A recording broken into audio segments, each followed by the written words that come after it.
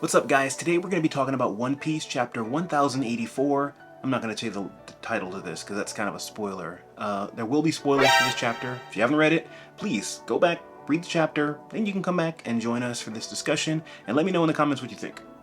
This chapter picks up pretty much where we left off last chapter, except it has a little bit of interjection.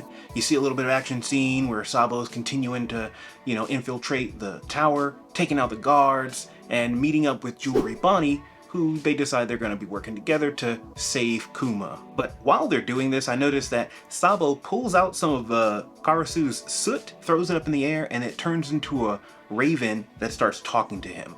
Last week I mentioned this, but Karasu's devil fruit just seems like the best devil fruit. It's possibly a Logia, maybe it's an ancient mythical Zoan, but either way, it's great offensively, defensively, utility, traversal, communication. Like, it literally could do everything. Like, I really cannot wait to see more of this, and I really hope he's a good guy, because if he's a bad guy, that's a very powerful force on their side. Everybody's saying he's gonna turn.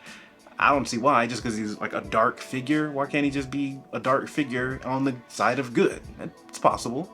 But I just really love this character. He's just, every time I see more of his powers unfolding, I'm just like mind blown. It's crazy.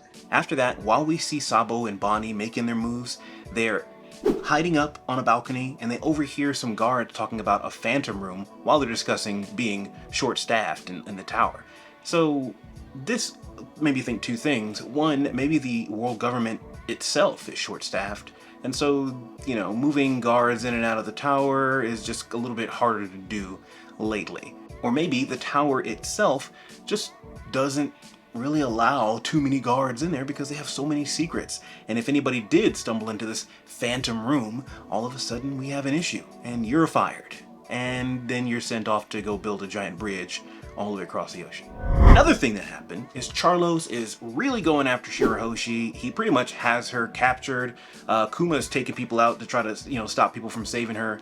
Nobody's really trying to save her, to be honest. And I actually like this one little panel where it cuts to these, world leaders, and they're all, horrified at what's happening to Shirahoshi, and they're like, "We have to do something!" And they cut to the next panel, and they're like, "Run!" This is the second in a row where you see this little mini panels, or a few panels, of just showing how shitty the people or the nobles are in this world. I'm here for it. I like it. Really sets the stage. Makes me want to hate them. But Luffy's allies are in this meeting, and they're not going to stand for Shirahoshi being ravaged or captured. And of course her brothers are trying to fight for them, but one of the Celestial Dragons, what is his name, Mjol's guard, he actually says, hey, you shouldn't do this, you're royalty, you're better than this. He totally agrees that Charlos needs to get thumped on the head, but not by the princes. And Sai and Leo, they go ahead and do their double combo attack, and it was pretty awesome. And bro, if Charlos survives this, he is officially the toughest character in One Piece. He does not stop getting his ass whooped, and if he survives this attack right here, and this reaction or effect right here, then he really is like the toughest son of a bitch in the entire world. But what I really like about this chapter was, of course, what happened with Cobra. And now they had a little bit of it in the beginning. I kind of skipped over it because I wanted to just talk about it all at once, because I'm not setting up any narrative, cliffhanger or anything like that. I just want to tell you like it is.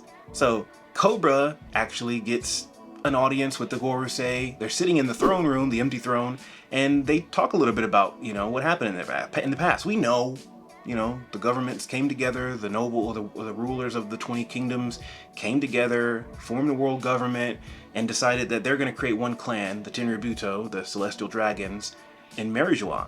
And they're going to build a throne that no one sits on, and each of the swords were from apparently we learned that 19 kingdoms, because one of them did not decide to stay there, but 19 swords represent the oath that they took, that no one will rule or dictate over everybody else.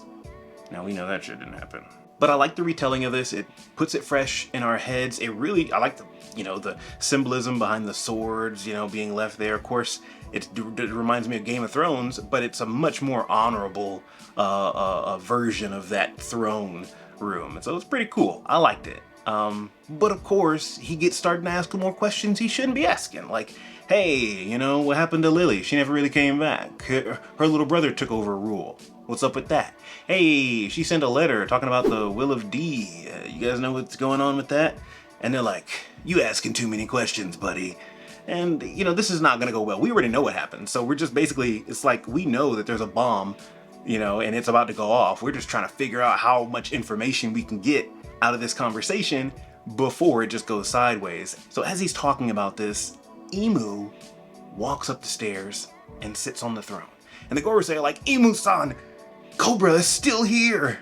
But it's too late. And obviously this is deliberate because they, whoever Emu, he or she is, speaks and says Lily. And of course, he or she is probably going to, you know, school him, let him know really what happened. And as a result, they're gonna have to kill him. I'm assuming anyway. We don't know what actually happens. Especially seeing as how if they die in the throne room, and we saw that shot where Sabo is standing over Cobra's dead body, then that means Sabo potentially will be in the Phantom Room or the Throne Room, and I just want to see how he gets in there and how he gets out.